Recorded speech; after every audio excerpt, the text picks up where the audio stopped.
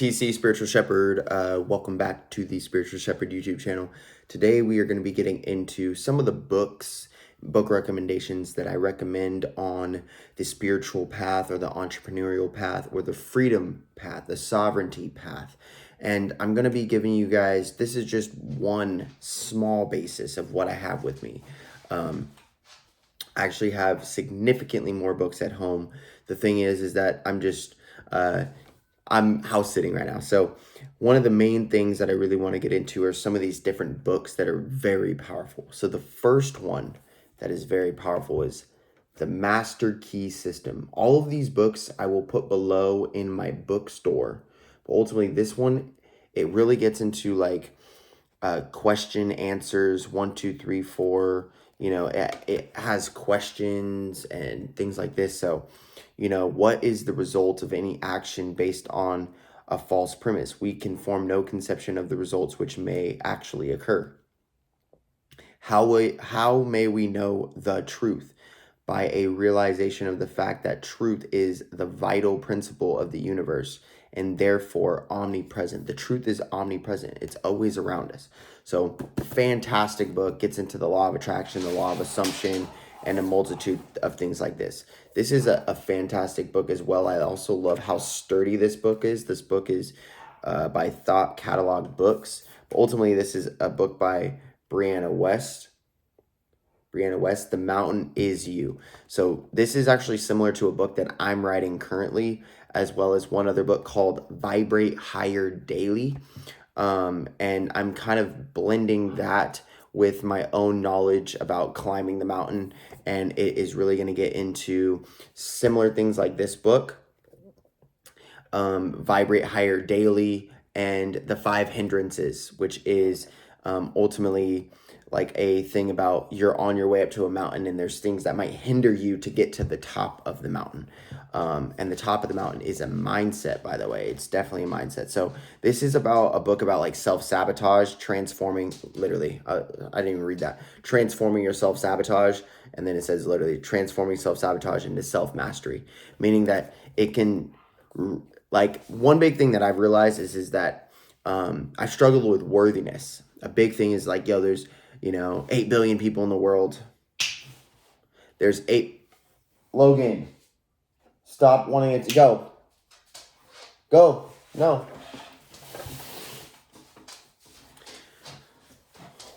One big thing about this book is that Logan, go.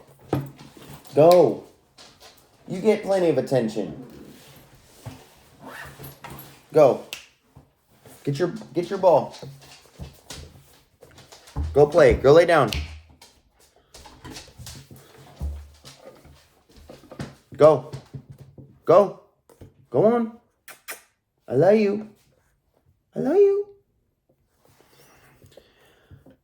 So this book, ultimately, The Mountain Is You, is transforming self-sabotage into self-mastery.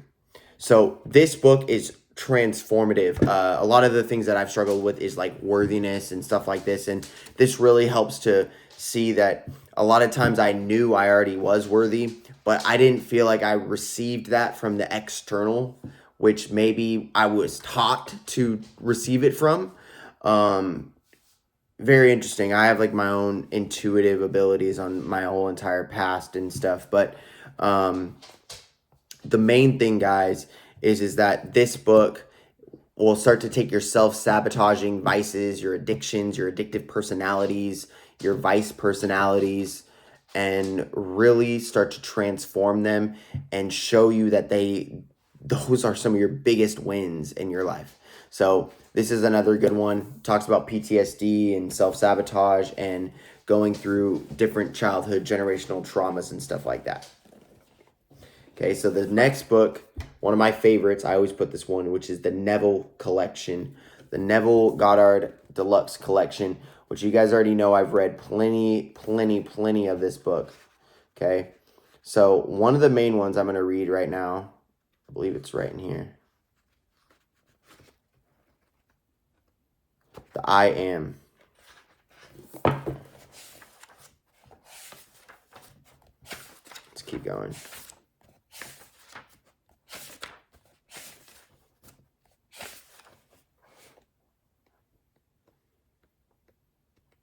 But yeah, there's so many different things in this about healing, the Sabbath, um, the Annunciator. That's funny. Um, the law of reversibility, the dual of consciousness, the duality of consciousness.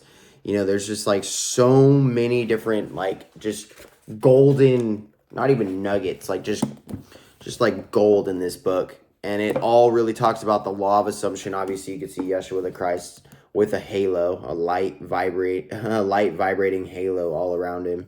He's glowing literally, and that beautiful long hair and that luscious beard. Okay, because we're not to chop our hair and stuff like that, which is very interesting. So ultimately, the Neville Collection gets into biblical truth, and it gets into the law of assumption, the law of attraction, and how there's over 400 verses of the law of attraction in the Bible that we don't talk about. Okay. Another one is non-negotiable. I read this book when me and Kaylee were going to Hawaii, and I just couldn't put it down. The transformation that this person was incarcerated for 10 years, creating an unbreakable, non-negotiable mindset that this being is like, I'm going to wake up and I'm going to be the first one up. I'm going to be the first one lifting. I'm going to be the first one at chow. I'm going to put myself first. I'm going to get myself out of vices. I'm going to get myself out of drugs. I'm going to give myself positive self-talk. I'm going to give myself positive PMA. I'm going to cultivate the habitual construction that I really need to, habitually construct. I'm going to eliminate any habitual destruction, all this type of cultivation in his life. That's ultimately what that book is about. Fantastic freaking book by Wes Watson. Obviously, you guys know this one. There's one sitting right over there, another Atomic Habits by James Clear. This book is transformative as well, that even The Power of Habit. So the book, The Power of Habit and Atomic Habits, is you can see how to transform good habits into bad habits. How you can build good habits and how you can break bad habits and how you can turn bad habits into good habits. So that's transmutation right there, which is the power of habit. That is actually like building habitual construction is a good thing. It was perfectly led off following non-negotiable. This is a breatharian book.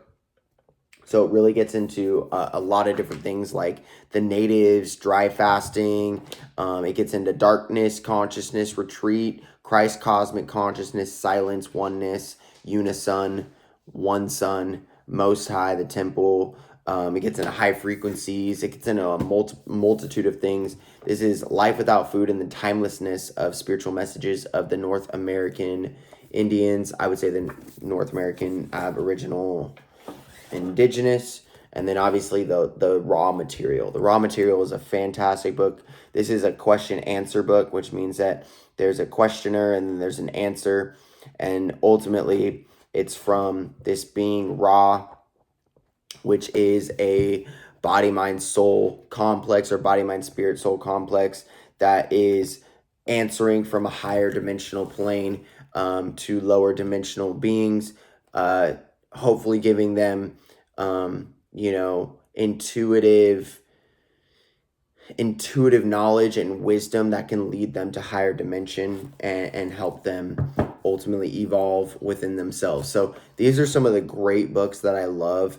As you can see, a lot of them are intercorrelated, and you can really see that by just changing your habits, by just changing your non-negotiables, by reconstructing and constructing a proper way, you can really start to evolve and do these different types of practices for yourself. You cultivate the right non-negotiable atomic habits, okay?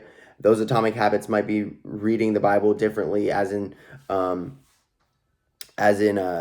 looking for the law of attraction, the law of assumption, and the law of one, all within the Bible. Reading the Master Key to study the law of attraction and the law of assumption a little bit more. Getting into the Neville Collection, studying Neville Goddard. Reading how Breatharian Darkness Retreat is all interconnected with habitual construction or deconstruction. You can deconstruct negative habits, and really cultivating the right material in your life. Peace, much love, namaste. These are all the books. I will do another video very soon. Peace.